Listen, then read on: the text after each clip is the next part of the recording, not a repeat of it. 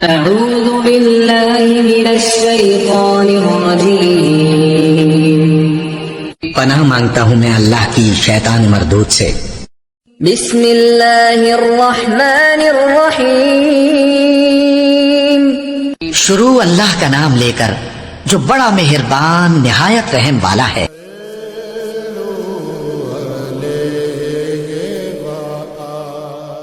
حضور اکرم صلی اللہ علیہ وآلہ وسلم کا ارشاد ہے، تمام اعمال کا دار و مدار نیت پر ہے، اور ہر عمل کا نتیجہ ہر انسان کو اس کی نیت کے مطابق ہی ملے گا۔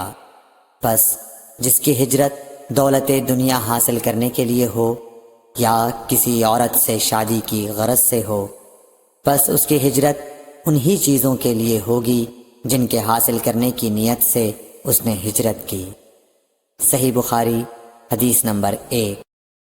حضور اکرم صلی اللہ علیہ وآلہ وسلم نے فرمایا کہ وحی نازل ہوتے وقت کبھی مجھ کو گھنٹی کی سی آواز محسوس ہوتی ہے، اور وحی کی یہ کیفیت مجھ پر بہت شاق گزرتی ہے۔ جب یہ کیفیت ختم ہوتی ہے تو میرے دل و دماغ پر اس فرشتے کے ذریعے نازل شدہ وحی محفوظ ہو جاتی ہے، اور کسی وقت ایسا ہوتا ہے کہ فرشتہ بشکل انسان میرے پاس آتا ہے اور مجھ سے کلام کرتا ہے، بس میں اس کا کہا ہوا یاد رکھ لیتا ہوں۔ صحیح بخاری حدیث نمبر 2۔ حضرت صلی اللہ علیہ وآلہ وسلم پر وحی کا ابتدائی دور اچھے سچے پاکیزہ خوابوں سے شروع ہوا۔ آپ خواب میں جو کچھ دیکھتے وہ صبح کی روشنی کی طرح صحیح اور سچا ثابت ہوتا۔ پھر من جانب قدرت آپ تنہائی پسند ہو گئے، اور آپ نے غار حرا میں خلوت نشینی اختیار فرمائی، اور کئی دن اور رات وہاں مسلسل عبادت اور یاد الہی و ذکر میں مشغول رہنے لگے۔ جب تک گھر آنے کو دل نہ چاہتا توشہ ہمراہ لیے ہوئے وہاں رہتے۔ توشہ ختم ہونے پر ہی اہلیہ محترمہ حضرت خدیجہ رضی اللہ تعالی عنہا کے پاس تشریف لاتے، اور کچھ توشہ ہمراہ لے کر پھر وہاں جا کر خلوت گزین ہو جاتے۔ یہی طریقہ جاری رہا یہاں تک کہ آپ پر حق منکشف ہو گیا، اور آپ غار حرا ہی میں قیام پذیر تھے کہ اچانک حضرت جبرائیل علیہ السلام آپ کے پاس حاضر ہوئے اور کہنے لگے کہ اے محمد پڑھو۔ آپ فرماتے ہیں کہ میں نے کہا کہ میں پڑھنا نہیں جانتا۔ آپ صلی اللہ علیہ وسلم فرماتے ہیں کہ فرشتے نے مجھے پکڑ کر اتنے زور سے بھینچا کہ میری طاقت جواب دے گئی، پھر مجھے چھوڑ کر کہا پڑھو۔ میں نے پھر وہی جواب دیا کہ میں پڑھا ہوا نہیں ہوں۔ اس فرشتے نے مجھ کو نہایت ہی زور سے بھینچا کہ مجھ کو سخت تکلیف محسوس ہوئی، پھر اس نے کہا کہ پڑھ۔ میں نے کہا میں پڑھا ہوا نہیں ہوں۔ فرشتے نے تیسری بار مجھ کو پکڑا اور تیسری مرتبہ پھر مجھ کو بھینچا، پھر مجھے چھوڑ دیا اور کہنے لگا کہ پڑھو اپنے رب کے نام کی مدد سے جس نے پیدا کیا اور انسان کو خون کی پھٹکی سے بنایا۔ پڑھو اور آپ کا رب بہت ہی مہربانیاں کرنے والا ہے۔ بس یہی آیتیں آپ حضرت جبرائیل علیہ السلام سے سن کر اس حال میں غار حرا سے واپس ہوئے کہ آپ کا دل اس انوکھے واقعے سے کانپ رہا تھا۔ آپ حضرت خدیجہ کے ہاں تشریف لائے اور فرمایا کہ مجھے کمبل اوڑھا دو، مجھے کمبل اوڑھا دو۔ لوگوں نے آپ کو کمبل اوڑھا دیا۔ جب آپ کا ڈر جاتا رہا تو آپ نے اپنی زوجہ محترمہ حضرت خدیجہ رضی اللہ تعالی عنہا کو تفصیل کے ساتھ یہ واقعہ سنایا، اور فرمانے لگے کہ مجھ کو اب اپنی جان کا خوف ہو گیا ہے۔ آپ کی اہلیہ محترمہ حضرت خدیجہ رضی اللہ تعالی عنہا نے آپ کی ڈھارس بندھائی اور کہا کہ آپ کا خیال صحیح نہیں ہے۔ اللہ کی قسم آپ کو اللہ کبھی رسوا نہیں کرے گا۔ آپ تو اخلاق فاضلہ کے مالک ہیں، آپ تو کنبہ پرور ہیں، بے کسوں کا بوجھ اپنے سر پر رکھتے ہیں، مفلسوں کے لیے آپ کماتے ہیں، مہمان نوازی میں آپ بے مثال ہیں، اور مشکل وقت میں آپ امر حق کا ساتھ دیتے ہیں۔ ایسے اوصاف حسنہ والا انسان یوں بے وقت ذلت و خواری کی موت نہیں پا سکتا۔ پھر مزید تسلی کے لیے حضرت خدیجہ رضی اللہ تعالی عنہا آپ کو ورقہ بن نوفل کے پاس لے گئیں، جو ان کے چچا زاد بھائی تھے اور زمانہ جاہلیت میں نصرانی مذہب اختیار کر چکے تھے اور عبرانی زبان کے کاتب تھے۔ چنانچہ انجیل کو بھی حسب منشائے خداوندی عبرانی زبان میں لکھا کرتے تھے۔ انجیل سریانی زبان میں نازل ہوئی تھی، پھر اس کا ترجمہ عبرانی زبان میں ہوا۔ ورقہ اسی کو لکھتے تھے۔ وہ بہت بوڑھے ہو گئے تھے، یہاں تک کہ ان کی بینائی بھی رخصت ہو چکی تھی۔ حضرت خدیجہ رضی اللہ تعالی عنہا نے ان کے سامنے آپ کے حالات بیان کیے اور کہا کہ اے چچا زاد بھائی، اپنے بھتیجے محمد صلی اللہ علیہ وسلم کی زبانی ذرا ان کی کیفیت سن لیجئے۔ وہ بولے کہ بھتیجے، آپ نے جو کچھ دیکھا ہے اس کی تفصیل سناؤ۔ چنانچہ آپ صلی اللہ علیہ وآلہ وسلم نے از اول تا آخر پورا واقعہ سنایا، جسے سن کر ورقہ بے اختیار ہو کر بول اٹھے کہ یہ تو وہی ناموس معزز رازدان فرشتہ ہے جسے اللہ نے حضرت موسیٰ علیہ السلام پر وحی دے کر بھیجا تھا۔ کاش میں آپ کے اس عہد نبوت کے شروع ہونے پر جواں عمر ہوتا، کاش میں اس وقت تک زندہ رہتا جب کہ آپ کی قوم آپ کو اس شہر سے نکال دے گی۔ رسول کریم صلی اللہ علیہ وآلہ وسلم نے یہ سن کر تعجب سے پوچھا کہ کیا وہ لوگ مجھ کو نکال دیں گے، حالانکہ میں تو ان میں صادق و امین و مقبول ہوں۔ ورقہ بولا، ہاں یہ سب کچھ سچ ہے، مگر جو شخص بھی آپ کی طرح امر حق لے کر آیا لوگ اس کے دشمن ہی ہو گئے ہیں۔ اگر مجھے آپ کی نبوت کا وہ زمانہ مل جائے تو میں آپ کی پوری مدد کروں گا۔ مگر ورقہ کچھ دنوں کے بعد انتقال کر گئے، پھر کچھ عرصے تک وحی کی آمد موقوف رہی۔ صحیح بخاری حدیث نمبر 3۔ صلی اللہ علیہ وآلہ وسلم نے وحی کے رک جانے کے زمانے کے حالات بیان فرماتے ہوئے کہا کہ ایک روز میں چلا جا رہا تھا کہ اچانک میں نے آسمان کی طرف ایک آواز سنی اور میں نے اپنا سر آسمان کی طرف اٹھایا۔ کیا دیکھتا ہوں کہ وہی فرشتہ جو میرے پاس غار حرا میں آیا تھا وہ آسمان و زمین کے بیچ میں ایک کرسی پر بیٹھا ہوا ہے۔ میں اس سے ڈر گیا اور گھر آنے پر میں نے پھر کمبل اوڑھنے کی خواہش ظاہر کی۔ اس وقت اللہ پاک کی طرف سے یہ آیات نازل ہوئیں، اے لحاف اوڑھ کر لیٹنے والے، اٹھ کھڑا ہو اور لوگوں کو عذاب الہی سے ڈرا اور اپنے رب کی بڑائی بیان کر اور اپنے کپڑوں کو پاک صاف رکھ اور گندگی سے دور رہ۔ اس کے بعد وہی تیزی کے ساتھ پے در پے آنے لگی۔ صحیح بخاری حدیث نمبر 4۔ رسول اللہ صلی اللہ علیہ وآلہ وسلم نزول قرآن کے وقت بہت سختی محسوس فرمایا کرتے تھے، اور اس کی علامتوں میں سے ایک یہ تھی کہ یاد کرنے کے لیے آپ اپنے ہونٹوں کو ہلاتے تھے۔ ابن عباس رضی اللہ تعالی عنہ نے کہا، میں اپنے ہونٹوں کو ہلاتا ہوں جس طرح آپ ہلاتے تھے۔ سعید کہتے ہیں، میں بھی اپنے ہونٹ ہلاتا ہوں جس طرح ابن عباس رضی اللہ تعالی عنہ کو میں نے ہلاتے دیکھا۔ پھر انہوں نے اپنے ہونٹ ہلائے۔ ابن عباس رضی اللہ تعالی عنہ نے کہا، پھر یہ آیت اتری کہ اے محمد، قرآن کو جلد جلد یاد کرنے کے لیے اپنی زبان نہ ہلاؤ، اس کا جمع کر دینا اور پڑھا دینا ہمارا ذمہ ہے۔ حضرت ابن عباس رضی اللہ تعالی عنہ کہتے ہیں، یعنی قرآن آپ صلی اللہ علیہ وآلہ وسلم کے دل میں جمع دینا اور پڑھا دینا ہمارے ذمہ ہے۔ پھر جب ہم پڑھ چکے تو اس پڑھے ہوئے کی اتباع کرو۔ ابن عباس رضی اللہ تعالی عنہ فرماتے ہیں، اس کا مطلب یہ ہے آپ اس کو خاموشی کے ساتھ سنتے رہو، اس کے بعد مطلب سمجھا دینا ہمارے ذمہ ہے۔ پھر یقیناً یہ ہماری ذمہ داری ہے کہ آپ اس کو پڑھو، یعنی اس کو محفوظ کر سکو۔ چنانچہ اس کے بعد جب آپ کے پاس حضرت جبرائیل علیہ السلام وحی لے کر آتے تو آپ توجہ سے سنتے، جب وہ چلے جاتے تو رسول اللہ صلی اللہ علیہ وسلم اس وحی کو اس طرح پڑھتے جس طرح حضرت جبرائیل علیہ السلام نے اسے پڑھا تھا۔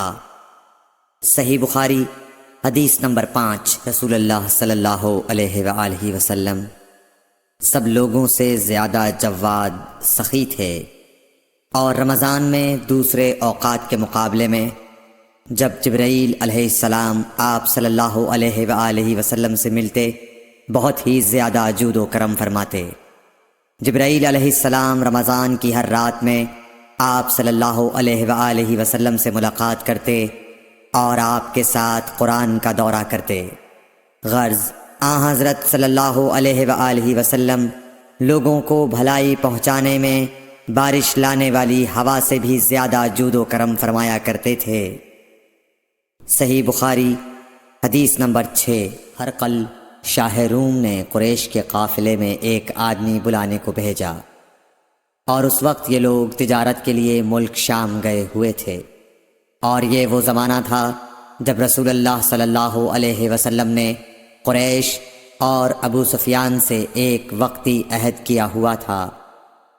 جب ابو سفیان اور دوسرے لوگ ہرقل کے پاس ایلیا پہنچے جہاں ہرقل نے دربار طلب کیا تھا، اس کے گرد روم کے بڑے بڑے لوگ، علماء، وزراء و امراء بیٹھے ہوئے تھے۔ ہرقل نے ان کو اور اپنے ترجمان کو بلوایا، پھر ان سے پوچھا کہ تم میں سے کون شخص مدعی رسالت کا زیادہ قریبی عزیز ہے؟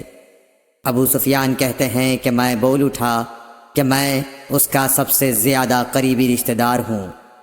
یہ سن کر ہرقل نے حکم دیا کہ اس ابو سفیان کو میرے قریب لا کر بٹھاؤ اور اس کے ساتھیوں کو اس کی پیٹھ کے پیچھے بٹھا دو۔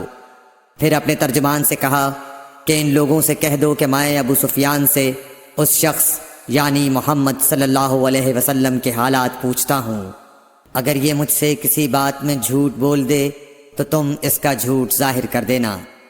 ابو سفیان کا قول ہے کہ خدا کی قسم اگر مجھے یہ غیرت نہ آتی کہ یہ لوگ مجھ کو جھٹلائیں گے تو میں آپ صلی اللہ علیہ وسلم کی نسبت ضرور غلط گوئی سے کام لیتا۔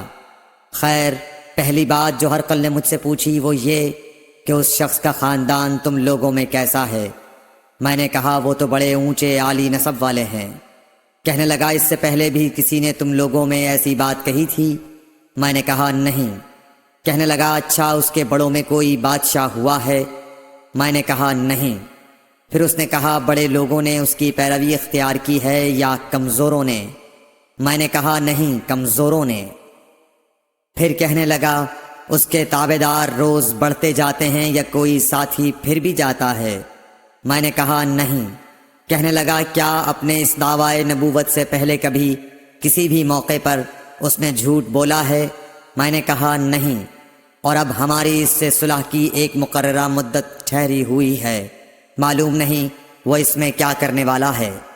ابو سفیان کہتے ہیں میں اس بات کے سوا اور کوئی جھوٹ اس گفتگو میں شامل نہ کر سکا۔ ہرقل نے کہا کیا تمہاری اس سے کبھی لڑائی بھی ہوئی ہے؟ ہم نے کہا کہ ہاں۔ بولا پھر تمہاری اور اس کی جنگ کا کیا حال ہوتا ہے؟ میں نے کہا لڑائی ڈول کی طرح ہے، کبھی وہ ہم سے میدان جنگ جیت لیتے ہیں اور کبھی ہم ان سے جیت لیتے ہیں۔ ہرقل نے پوچھا وہ تمہیں کس بات کا حکم دیتا ہے؟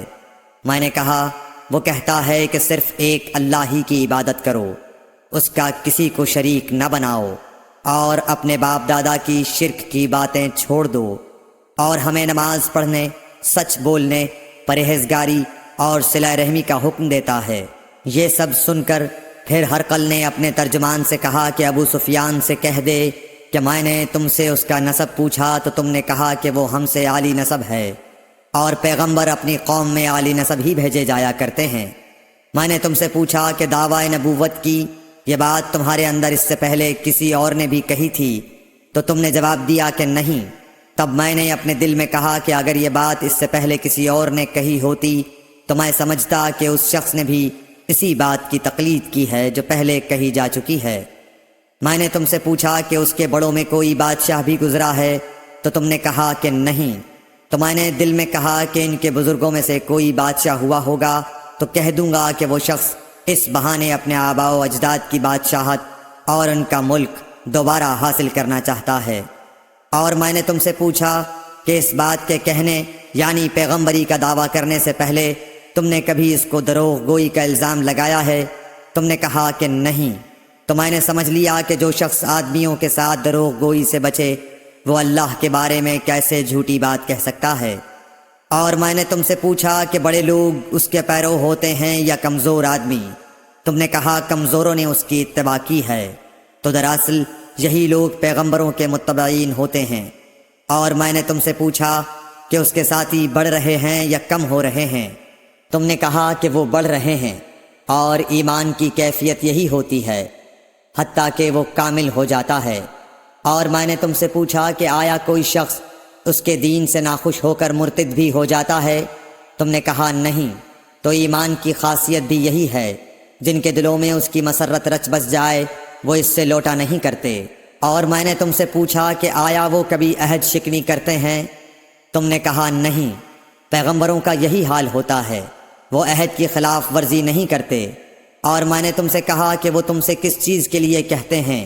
تم نے کہا کہ وہ ہمیں حکم دیتے ہیں کہ اللہ کی عبادت کرو، اس کے ساتھ کسی کو شریک نہ ٹھہراؤ، اور تمہیں بتوں کی پرستش سے روکتے ہیں، سچ بولنے اور پرہیزگاری کا حکم دیتے ہیں۔ لہٰذا اگر یہ باتیں جو تم کہہ رہے ہو سچ ہیں تو ان قریب وہ اس جگہ کا مالک ہو جائے گا کہ جہاں میرے یہ دونوں پاؤں ہیں۔ مجھے معلوم تھا کہ وہ پیغمبر آنے والا ہے، مگر مجھے یہ معلوم نہیں تھا کہ وہ تمہارے اندر ہوگا۔ اگر میں جانتا کہ اس تک پہنچ سکوں گا تو اس سے ملنے کے لیے ہر تکلیف گوارا کرتا۔ اگر میں اس کے پاس ہوتا تو اس کے پاؤں دھوتا۔ ہرقل نے رسول اللہ صلی اللہ علیہ وسلم کا وہ خط منگایا جو آپ نے وحیہ کلبی رضی اللہ تعالیٰ عنہ کے ذریعے حاکم بصرہ کے پاس بھیجا تھا، اور اس نے وہ ہرقل کے پاس بھیج دیا تھا۔ پھر اس کو پڑھا تو اس میں لکھا تھا، اللہ کے نام کے ساتھ جو نہایت مہربان اور رحم والا ہے۔ اللہ کے بندے اور اس کے پیغمبر محمد صلی اللہ علیہ وسلم کی طرف سے یہ خط ہے شاہ روم کے لیے۔ اس شخص پر سلام ہو جو ہدایت کی پیروی کرے۔ اس کے بعد میں آپ کے سامنے دعوت اسلام پیش کرتا ہوں۔ اگر آپ اسلام لے آئیں گے تو دین و دنیا میں سلامتی نصیب ہوگی، اللہ آپ کو دوہرا ثواب دے گا، اور اگر آپ میری دعوت سے روگردانی کریں گے تو آپ کی رعایا کا گناہ بھی آپ ہی پر ہوگا۔ اور اے اہل کتاب، ایک ایسی بات پر آ جاؤ جو ہمارے اور تمہارے درمیان یکساں ہے، وہ یہ کہ ہم اللہ کے سوا کسی کی عبادت نہ کریں اور کسی کو اس کا شریک نہ ٹھہرائیں، اور نہ ہم میں سے کوئی کسی کو خدا کے سوا اپنا رب بنائے۔ پھر اگر وہ اہل کتاب اس کتاب سے منہ پھیر لیں تو مسلمانوں، تم ان سے کہہ دو کہ تم مانو یا نہ مانو، ہم ایک خدا کے اطاعت گزار ہیں۔ ابو سفیان کہتے ہیں، جب ہرقل نے جو کچھ کہنا تھا کہہ دیا اور خط پڑھ کر فارغ ہوا تو اس کے ارد گرد بہت شور و غوغا ہوا، بہت سی آوازیں اٹھیں اور ہمیں باہر نکال دیا گیا۔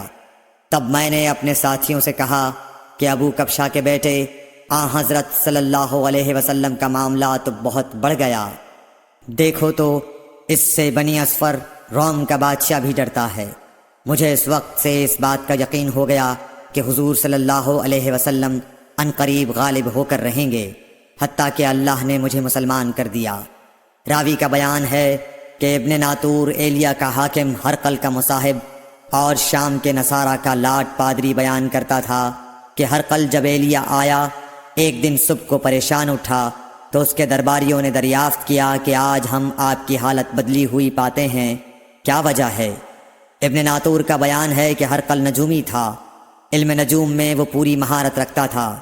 اس نے اپنے ہم نشینوں کو بتایا کہ میں نے آج رات ستاروں پر نظر ڈالی تو دیکھا کہ ختنہ کرنے والوں کا بادشاہ ہمارے ملک پر غالب آ گیا ہے، بھلا اس زمانے میں کون لوگ ختنہ کرتے ہیں؟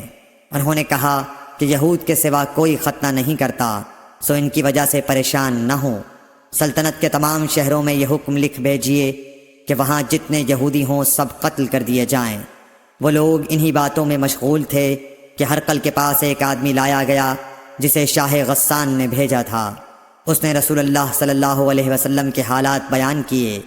جب ہرقل نے سارے حالات سن لیے تو کہا کہ جا کر دیکھو وہ ختنہ کیے ہوئے ہے یا نہیں۔ انہوں نے اسے دیکھا تو بتلایا کہ وہ ختنہ کیا ہوا ہے۔ ہرقل نے جب اس شخص سے عرب کے بارے میں پوچھا تو اس نے بتلایا کہ وہ ختنہ کرتے ہیں۔ تب ہرقل نے کہا کہ یہی محمد صلی اللہ علیہ وسلم اس امت کے بادشاہ ہیں جو پیدا ہو چکے ہیں۔ پھر اس نے اپنے ایک دوست کو رومیہ خط لکھا اور وہ بھی علم نجوم میں ہرقل کی طرح ماہر تھا۔ پھر وہاں سے ہرقل حمص چلا گیا۔ ابھی حمص سے نکلا نہیں تھا کہ اس کے دوست کا خط اس کے جواب میں آ گیا۔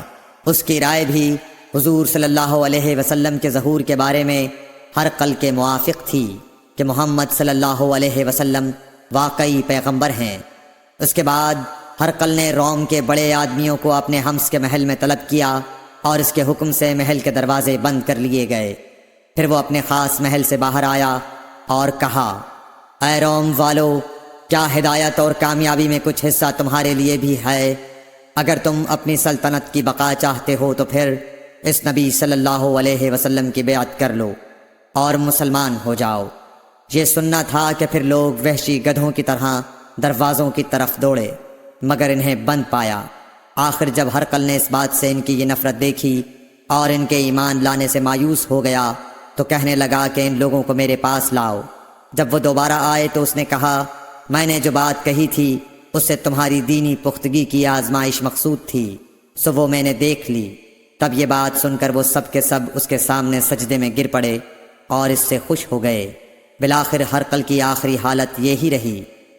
صحیح بخاری حدیث نمبر 7۔ رسول اللہ صلی اللہ علیہ وسلم نے فرمایا، اسلام کی بنیاد 5 چیزوں پر قائم کی گئی ہے۔ اول، گواہی دینا کہ اللہ کے سوا کوئی معبود نہیں اور بے شک حضرت محمد صلی اللہ علیہ وسلم اللہ کے سچے رسول ہیں، اور نماز قائم کرنا اور زکوٰۃ ادا کرنا اور حج کرنا اور رمضان کے روزے رکھنا۔ صحیح بخاری حدیث نمبر 8۔ نبی کریم صلی اللہ علیہ وآلہ وسلم نے فرمایا کہ ایمان کی 60 سے کچھ اوپر شاخیں ہیں اور حیا، شرم بھی ایمان کی ایک شاخ ہے۔ صحیح بخاری حدیث نمبر 9۔ حضرت محمد مصطفیٰ صلی اللہ علیہ وآلہ وسلم نے فرمایا، مسلمان وہ ہے جس کی زبان اور ہاتھ سے مسلمان بچے رہیں، اور مہاجر وہ ہے جو ان کاموں کو چھوڑ دے جن سے اللہ نے منع فرمایا۔ صحیح بخاری حدیث نمبر 10۔ لوگوں نے پوچھا، یا رسول اللہ، کون سا اسلام افضل ہے؟ تو نبی صلی اللہ علیہ وسلم نے فرمایا، وہ جس کے ماننے والے مسلمانوں کی زبان اور ہاتھ سے سارے مسلمان سلامتی میں رہیں۔ صحیح بخاری حدیث نمبر 11۔ ایک دن ایک آدمی نے حضرت صلی اللہ علیہ وسلم سے پوچھا کہ کون سا اسلام بہتر ہے؟ فرمایا، یہ کہ تم کھانا کھلاؤ اور جس کو پہچانو اس کو بھی اور جس کو نہ پہچانو اس کو بھی، الغرض سب کو سلام کرو۔ صحیح بخاری حدیث نمبر 12۔ حضور اکرم صلی اللہ علیہ وآلہ وسلم نے فرمایا، تم میں سے کوئی شخص ایماندار نہ ہوگا جب تک اپنے بھائی کے لیے وہ نہ چاہے جو اپنے نفس کے لیے چاہتا ہے۔ صحیح بخاری حدیث نمبر 13۔ رسول کریم صلی اللہ علیہ وسلم نے فرمایا، قسم ہے اس ذات کی جس کے ہاتھ میں میری جان ہے، تم میں سے کوئی بھی ایماندار نہ ہوگا جب تک میں اس کے والد اور اولاد سے بھی زیادہ اس کا محبوب نہ بن جاؤں۔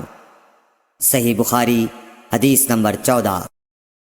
حضرت صلی اللہ علیہ وسلم نے فرمایا، تم میں سے کوئی شخص ایماندار نہ ہوگا جب تک اس کے والد اور اس کی اولاد اور تمام لوگوں سے زیادہ اس کے دل میں میری محبت نہ ہو جائے۔ صحیح بخاری حدیث نمبر 15۔ نبی کریم صلی اللہ علیہ وآلہ وسلم نے فرمایا، 3 خصلتیں ایسی ہیں کہ جس میں یہ پیدا ہو جائیں اس نے ایمان کی مٹھاس کو پا لیا۔ اول یہ کہ اللہ اور اس کا رسول اس کے نزدیک سب سے زیادہ محبوب بن جائیں۔ دوسرے یہ کہ وہ کسی انسان سے محض اللہ کی رضا کے لیے محبت رکھے۔ تیسرے یہ کہ وہ کفر میں واپس لوٹنے کو ایسا برا جانے جیسا کہ آگ میں ڈالے جانے کو برا جانتا ہے۔ صحیح بخاری حدیث نمبر 16۔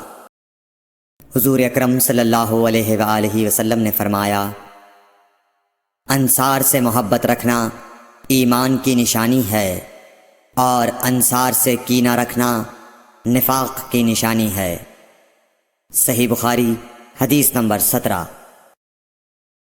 رسول اللہ صلی اللہ علیہ وسلم نے اس وقت جب آپ کے گرد صحابہ کی ایک جماعت بیٹھی ہوئی تھی فرمایا کہ مجھ سے بیعت کرو اس بات پر کہ اللہ کے ساتھ کسی کو شریک نہ کرو گے، چوری نہ کرو گے، زنا نہ کرو گے، اپنی اولاد کو قتل نہ کرو گے، اور نہ آمدن کسی پر کوئی ناحق بہتان باندھو گے، اور کسی بھی اچھی بات میں اللہ کی نافرمانی نہ کرو گے۔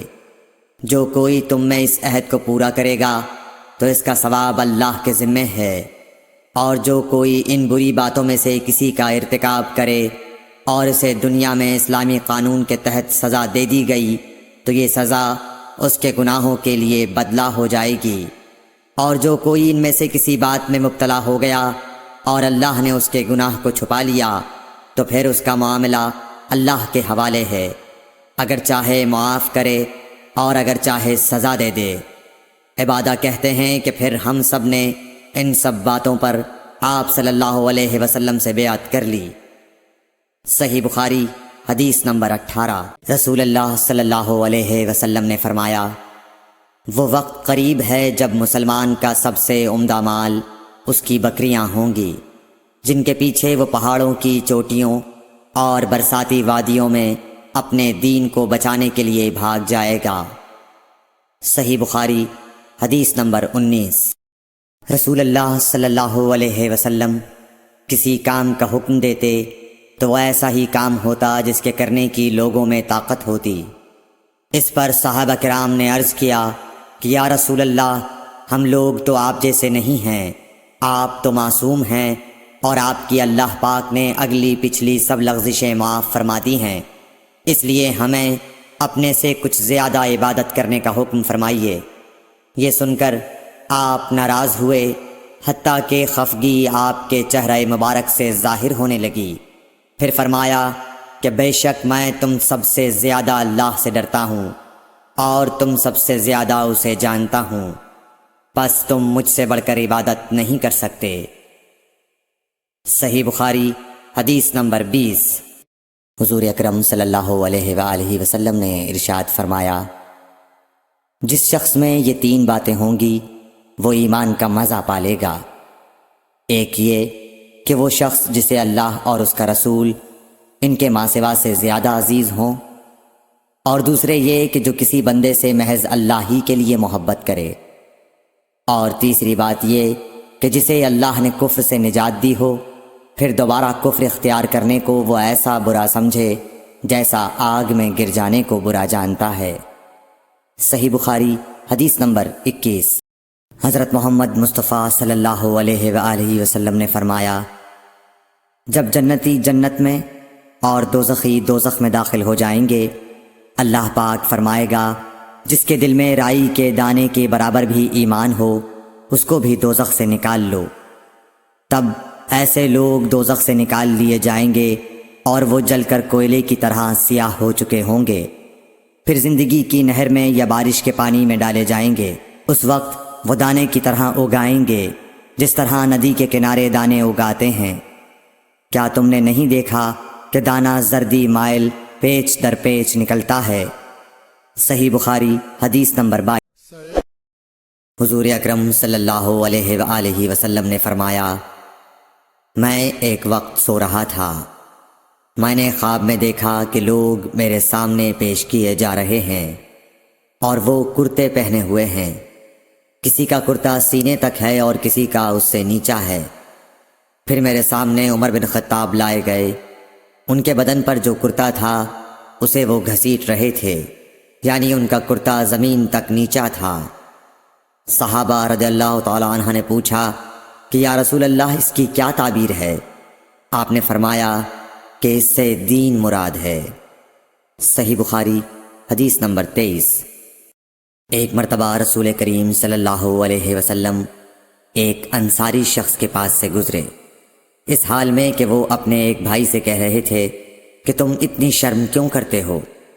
آپ نے اس انصاری سے فرمایا کہ اس کو اس کے حال پر رہنے دو، کیونکہ حیا بھی ایمان ہی کا ایک حصہ ہے۔ صحیح بخاری حدیث نمبر 24۔ رسول اللہ صلی اللہ علیہ وسلم نے فرمایا، مجھے اللہ کی طرف سے حکم دیا گیا ہے کہ لوگوں سے جنگ کروں اس وقت تک کہ وہ اس بات کا اقرار کر لیں کہ اللہ کے سوا کوئی معبود نہیں ہے، اور یہ کہ محمد صلی اللہ علیہ وسلم اللہ کے سچے رسول ہیں، اور نماز ادا کرنے لگیں اور زکوٰۃ دیں۔ جس وقت وہ یہ کرنے لگیں گے تو مجھ سے اپنے جان و مال کو محفوظ کر لیں گے سوائے اسلام کے حق کے، رہا ان کے دل کا حال تو ان کا حساب اللہ کے ذمہ ہے۔ صحیح بخاری حدیث نمبر 25۔ رسول اللہ صلی اللہ علیہ وسلم سے دریافت کیا گیا کہ کون سا عمل سب سے افضل ہے؟ فرمایا، اللہ اور اس کے رسول پر ایمان لانا۔ کہا گیا، اس کے بعد کون سا؟ آپ نے فرمایا کہ اللہ کی راہ میں جہاد کرنا۔ کہا گیا، پھر کیا ہے؟ آپ نے فرمایا، حج مبرور۔ صحیح بخاری حدیث نمبر 26۔ رسول اللہ صلی اللہ علیہ وسلم نے چند لوگوں کو کچھ عطیہ دیا اور سعد وہاں موجود تھے۔ وہ کہتے ہیں کہ رسول اللہ صلی اللہ علیہ وسلم نے ان میں سے ایک شخص کو کچھ نہ دیا، حالانکہ وہ ان میں مجھے سب سے زیادہ پسند تھا۔ میں نے کہا، حضور آپ نے فلاں کو کچھ نہ دیا، میں اسے مومن گمان کرتا ہوں۔ آپ نے فرمایا، مومن یا مسلمان؟ میں تھوڑی دیر چپ رہ کر پھر پہلی بات دہرانے لگا۔ حضور صلی اللہ علیہ وسلم نے بھی دوبارہ وہی جواب دیا۔ پھر آپ نے فرمایا کہ اے سعد، باوجود یہ کہ ایک شخص مجھے زیادہ عزیز ہے، پھر بھی میں اسے نظر انداز کر کے کسی اور دوسرے کو اس خوف کی وجہ سے یہ مال دیتا ہوں کہ وہ اپنی کمزوری کی وجہ سے اسلام سے پھر جائے اور اللہ اسے آگ میں اوندھا ڈال دے۔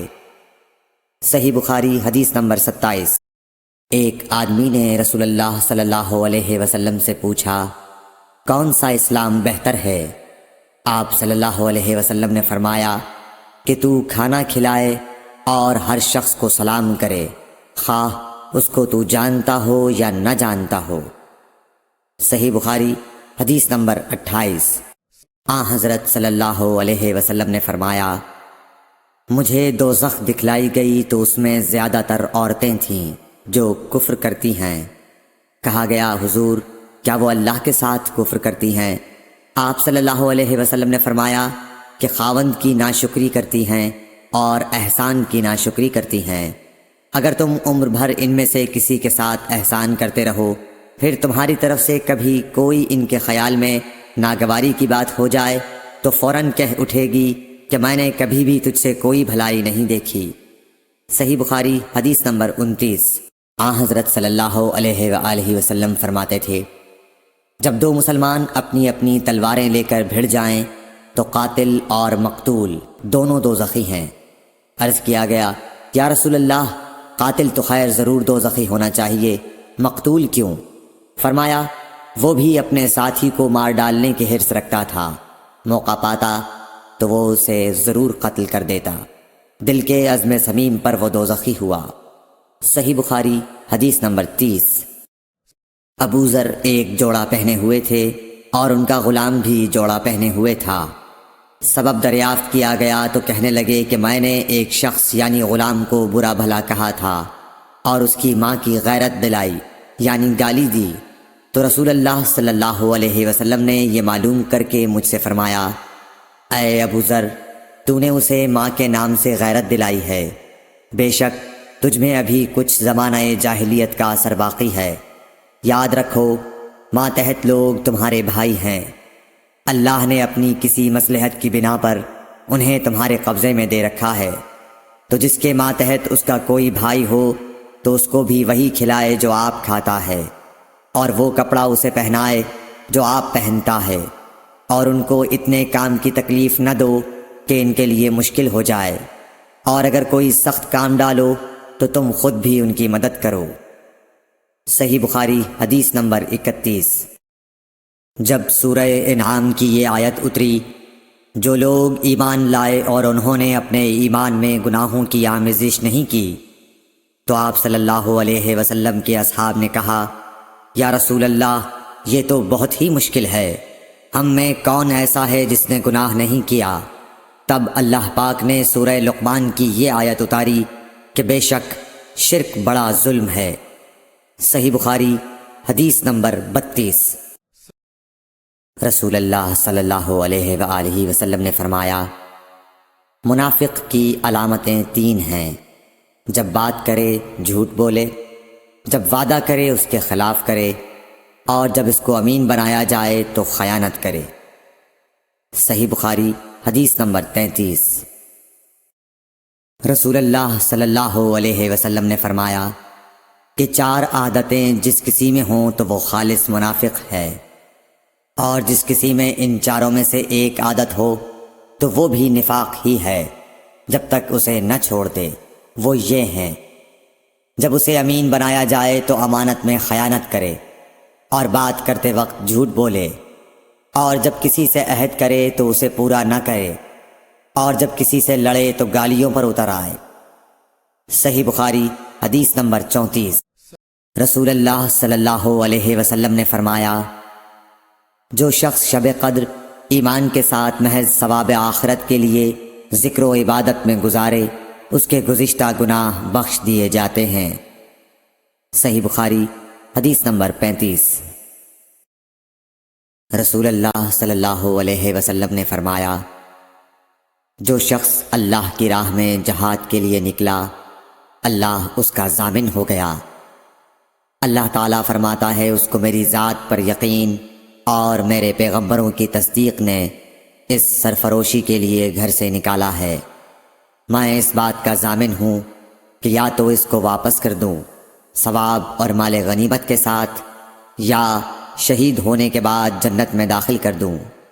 رسول اللہ صلی اللہ علیہ وسلم نے فرمایا، اور اگر میں اپنی امت پر اس کام کو دشوار نہ سمجھتا تو لشکر کا ساتھ نہ چھوڑتا، اور میری خواہش ہے کہ اللہ کی راہ میں مارا جاؤں، پھر زندہ کیا جاؤں، پھر مارا جاؤں، پھر زندہ کیا جاؤں، پھر مارا جاؤں۔ صحیح بخاری حدیث نمبر 36۔ حضرت صلی اللہ علیہ وسلم نے فرمایا، جو کوئی رمضان میں راتوں کو ایمان رکھ کر اور ثواب کے لیے عبادت کرے، اس کے اگلے گناہ بخش دیے جاتے ہیں۔ صحیح بخاری حدیث نمبر 37۔ حضرت صلی اللہ علیہ وسلم نے فرمایا، جس نے رمضان کے روزے ایمان اور خالص نیت کے ساتھ رکھے، اس کے پچھلے گناہ بخش دیے گئے۔ صحیح بخاری حدیث نمبر 38۔ حضرت صلی اللہ علیہ وسلم نے فرمایا، بے شک دین آسان ہے، اور جو شخص دین میں سختی اختیار کرے گا تو دین اس پر غالب آ جائے گا اور اس کی سختی نہ چل سکے گی۔ بس اس لیے اپنے عمل میں پختگی اختیار کرو، اور جہاں تک ممکن ہو میانہ روی برتو، اور خوش ہو جاؤ کہ اس طرز عمل سے تم کو دارین کے فوائد حاصل ہوں گے، اور صبح اور دوپہر اور شام اور کسی قدر رات میں عبادت سے مدد حاصل کرو۔ نماز 5 وقتہ بھی مراد ہو سکتی ہے کہ پابندی سے ادا کرو۔ صحیح بخاری حدیث نمبر 39۔ رسول اللہ صلی اللہ علیہ وسلم جب مدینہ تشریف لائے تو پہلے اپنی نانہال اترے جو انصار تھے، اور وہاں آپ نے 16 یا 17 ماہ بیت المقدس کی طرف منہ کر کے نماز پڑھی، اور آپ کی خواہش تھی کہ آپ کا قبلہ بیت اللہ کی طرف ہو۔ جب بیت اللہ کی طرف نماز پڑھنے کا حکم ہو گیا تو سب سے پہلی نماز جو آپ نے بیت اللہ کی طرف پڑھی عصر کی نماز تھی۔ وہاں آپ صلی اللہ علیہ وسلم کے ساتھ لوگوں نے بھی نماز پڑھی۔ پھر آپ کے ساتھ نماز پڑھنے والوں سے ایک آدمی نکلا اور اس کا مسجد بنی حارثہ کی طرف گزر ہوا تو وہ لوگ رکوع میں تھے۔ وہ بولا کہ میں اللہ کی گواہی دیتا ہوں کہ میں نے رسول اللہ صلی اللہ علیہ وسلم کے ساتھ مکے کی طرف منہ کر کے نماز پڑھی ہے۔ یہ سن کر وہ لوگ اسی حال میں بیت اللہ کی طرف گھوم گئے، اور جب رسول اللہ صلی اللہ علیہ وسلم بیت المقدس کی طرف منہ کر کے نماز پڑھا کرتے تھے، یہودی اور عیسائی خوش ہوتے تھے، مگر جب آپ نے بیت اللہ کی طرف منہ پھیر لیا تو انہیں یہ امر ناگوار ہوا۔ زہیر ایک راوی کہتے ہیں کہ ہم سے ابو اسحاق نے برا سے یہ حدیث بھی نقل کی ہے کہ قبلہ کی تبدیلی سے پہلے کچھ مسلمان انتقال کر چکے تھے، تو ہمیں یہ معلوم نہ ہو سکا کہ ان کی نمازوں کے بارے میں کیا کہیں۔ تب اللہ نے یہ آیت نازل کی، وَمَا كَانَ اللَّهُ لِيُضِيعَ إِيمَانَكُمْ، سورہ بقرہ آیت نمبر 143، صحیح بخاری حدیث نمبر 40۔ حضور اکرم صلی اللہ علیہ وآلہ وسلم نے ارشاد فرمایا کہ جب ایک بندہ مسلمان ہو جائے اور اس کا اسلام عمدہ ہو، یقین و خلوص کے ساتھ ہو، تو اللہ اس کے گناہ کو جو اس نے اس اسلام لانے سے پہلے کیا معاف فرما دیتا ہے، اور اب اس کے بعد کے لیے بدلہ شروع ہو جاتا ہے، یعنی ایک نیکی کے عوض 10 گناہ سے لے کر 700 گناہ تک ثواب، اور ایک برائی کا اسی برائی کے مطابق بدلہ دیا جاتا ہے، مگر یہ کہ اللہ تعالیٰ اس برائی سے بھی درگزر کرے اور اسے بھی معاف فرما دے، یہ بھی اس کے لیے آسان ہے۔ صحیح بخاری حدیث نمبر 41۔ رسول اللہ صلی اللہ علیہ وسلم نے فرمایا کہ تم میں سے کوئی شخص جب اپنے اسلام کو عمدہ بنا لے، یعنی نفاق اور ریا سے پاک کر لے، تو ہر نیک کام جو وہ کرتا ہے اس کے عوض 10 سے لے کر 700 گناہ تک نیکیاں لکھی جاتی ہیں، اور ہر برا کام جو کرتا ہے تو وہ اتنا ہی لکھا جاتا ہے جتنا کہ اس نے کیا ہے۔ صحیح بخاری حدیث نمبر 42۔ رسول اللہ صلی اللہ علیہ وسلم ایک دن حضرت عائشہ رضی اللہ تعالی عنہا کے پاس آئے۔ اس وقت ایک عورت حضرت عائشہ رضی اللہ تعالی عنہا کے پاس بیٹھی تھی۔ آپ صلی اللہ علیہ وسلم نے دریافت کیا، یہ کون ہے؟ عرض کیا، فلاں عورت، اور اس کی نماز کے اشتیاق اور پابندی کا ذکر کیا۔ آپ صلی اللہ علیہ وسلم نے فرمایا، ٹھہر جاؤ، سن لو کہ تم پر اتنا ہی عمل واجب ہے جتنے عمل کی تمہارے اندر طاقت ہے۔ اللہ کی قسم، ثواب دینے سے اللہ نہیں اکتاتا، مگر تم عمل کرتے کرتے اکتا جاؤ گے، اور اللہ کو دین کا وہی عمل زیادہ پسند ہے جس کی ہمیشہ پابندی کی جا سکے، اور انسان بغیر اکتائے اسے انجام دے۔ صحیح بخاری حدیث نمبر 43۔ رسول اللہ صلی اللہ علیہ وسلم نے فرمایا، جس شخص نے لا الہ الا اللہ کہہ لیا اور اس کے دل میں جو برابر بھی ایمان ہے، تو وہ ایک نہ ایک دن دوزخ سے ضرور نکلے گا، اور دوزخ سے وہ شخص بھی ضرور نکلے گا جس نے کلمہ پڑھا اور اس کے دل میں گیہوں کے دانے برابر خیر ہے، اور دوزخ سے وہ بھی نکلے گا جس نے کلمہ پڑھا اور اس کے دل میں ایک ذرہ برابر بھی خیر ہے۔ صحیح بخاری حدیث نمبر 44۔ ایک یہودی نے حضرت عمر بن خطاب رضی اللہ تعالیٰ عنہ سے کہا کہ اے امیر المومنین، تمہاری کتاب قرآن میں ایک آیت ہے جسے تم پڑھتے ہو، اگر وہ ہم یہودیوں پر نازل ہوتی تو ہم اس کے نزول کے دن کو یوم عید بنا لیتے۔ آپ نے پوچھا، وہ کون سی آیت ہے؟ اس نے جواب دیا، سورہ مائدہ کی آیت کہ آج میں نے تمہارے دین کو مکمل کر دیا اور اپنی نعمت تم پر تمام کر دی اور تمہارے لیے دین اسلام پسند کیا۔ حضرت عمر رضی اللہ تعالی عنہ نے فرمایا کہ ہم اس دن اور اس مقام کو خوب جانتے ہیں۔ جب یہ آیت رسول اللہ صلی اللہ علیہ وسلم پر نازل ہوئی، اس وقت آپ صلی اللہ علیہ وسلم عرفات میں جمعے کے دن کھڑے ہوئے تھے۔ صحیح بخاری حدیث نمبر 45۔ طلحہ بن عبید اللہ کہتے تھے کہ نجد والوں میں سے ایک شخص حضرت صلی اللہ علیہ وسلم کے پاس آیا، سر پریشان یعنی بال بکھرے ہوئے تھے۔ ہم اس کی آواز کی بنبناہٹ سنتے تھے اور ہم سمجھ نہیں پا رہے تھے کہ وہ کیا کہہ رہا ہے، یہاں تک کہ وہ نزدیک آن پہنچا جب معلوم ہوا کہ وہ اسلام کے بارے میں پوچھ رہا ہے۔ حضرت صلی اللہ علیہ وسلم نے فرمایا کہ اسلام دن رات میں 5 نمازیں پڑھنا ہے۔ اس نے کہا، بس اس کے سوا تو اور کوئی نماز مجھ پر نہیں۔ آپ نے فرمایا، نہیں، مگر تو نفل پڑھے تو اور بات ہے۔ حضرت صلی اللہ علیہ وسلم نے فرمایا، اور رمضان کے روزے رکھنا۔ اس نے کہا، اور تو کوئی روزہ مجھ پر نہیں ہے۔ آپ نے فرمایا، نہیں، مگر تو نفل روزے رکھے تو اور بات ہے۔ طلحہ نے کہا، اور حضرت صلی اللہ علیہ وسلم نے اس زکوٰۃ کا بیان کیا۔ وہ کہنے لگا کہ بس اور کوئی صدقہ مجھ پر نہیں ہے۔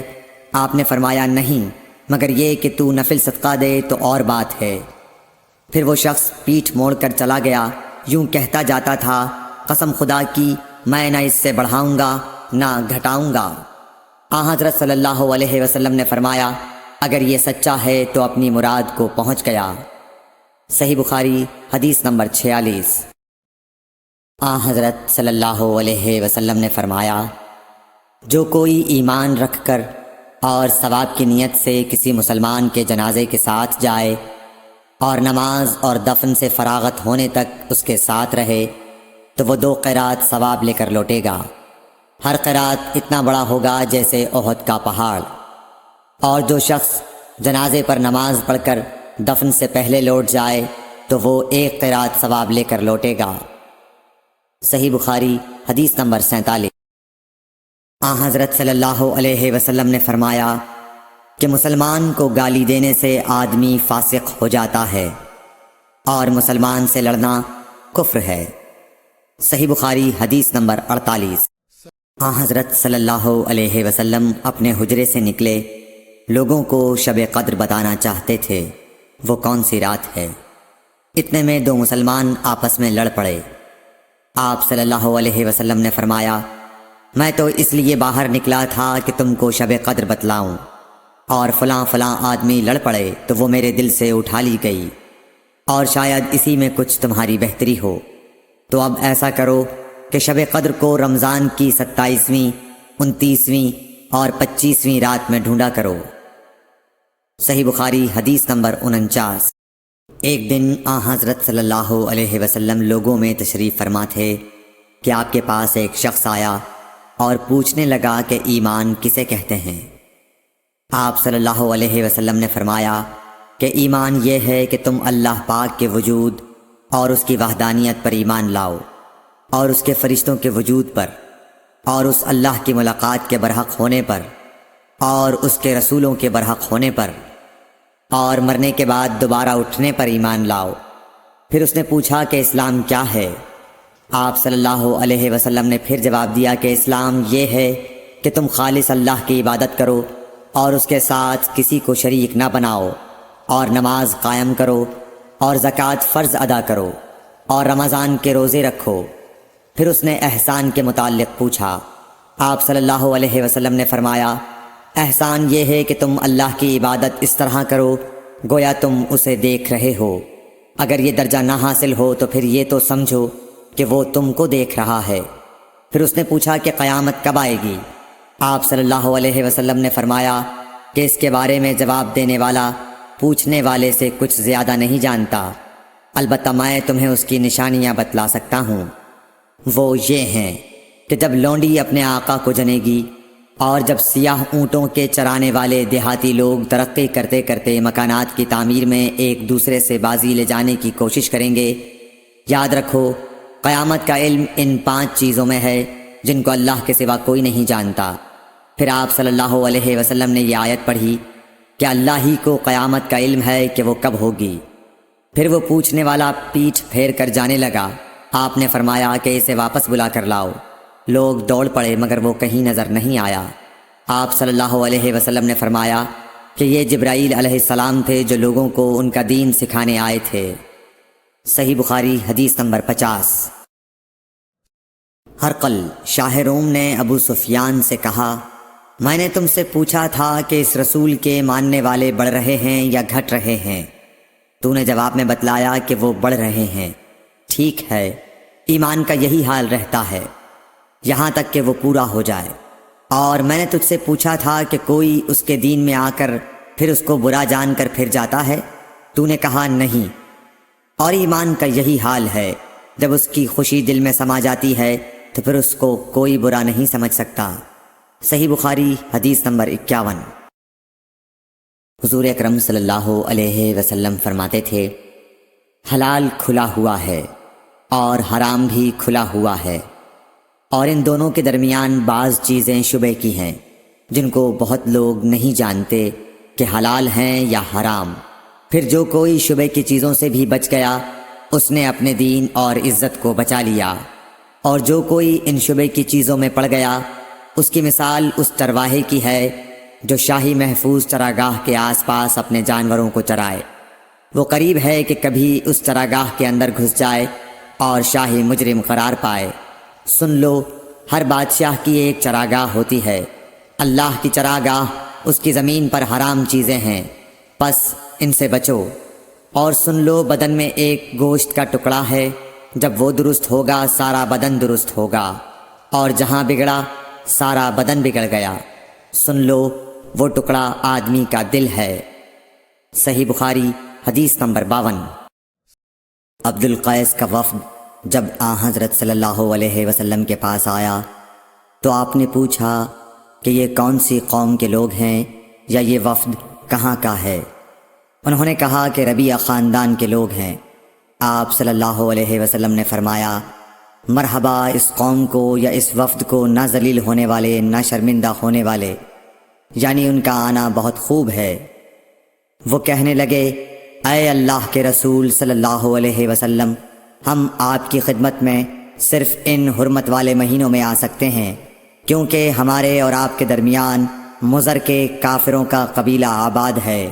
پس آپ ہم کو ایک ایسی قطعی بات بتلا دیجئے جس کی خبر ہم اپنے پچھلے لوگوں کو بھی کر دیں جو یہاں نہیں آئے، اور اس پر عمل درآمد کر کے ہم جنت میں داخل ہو جائیں۔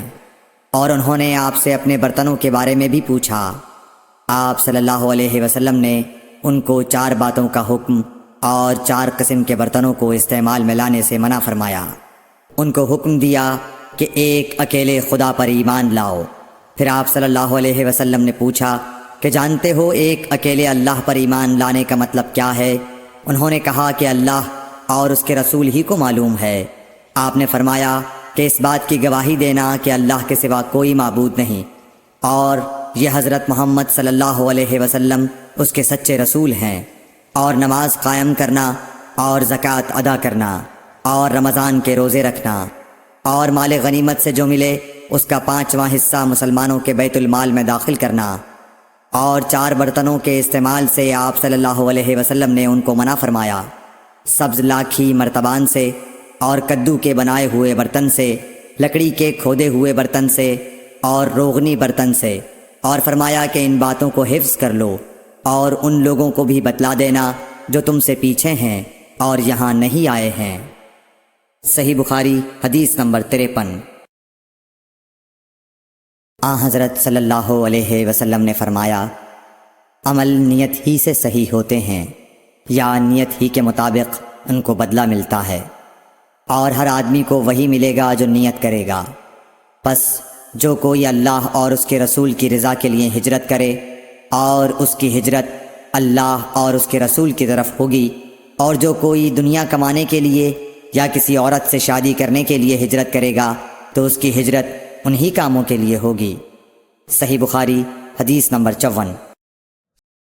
حضرت صلی اللہ علیہ وسلم نے فرمایا، جب آدمی ثواب کی نیت سے اپنے اہل و عیال پر خرچ کرے پس وہ بھی اس کے لیے صدقہ ہے۔ صحیح بخاری حدیث نمبر 55۔ حضرت صلی اللہ علیہ وسلم نے فرمایا، بے شک تو جو کچھ خرچ کرے اور اس سے تیری نیت اللہ کی رضا حاصل کرنی ہو تو تجھ کو اس کا ثواب ملے گا، یہاں تک کہ اس پر بھی جو تو اپنی بیوی کے منہ میں ڈالے۔ صحیح بخاری حدیث نمبر 56۔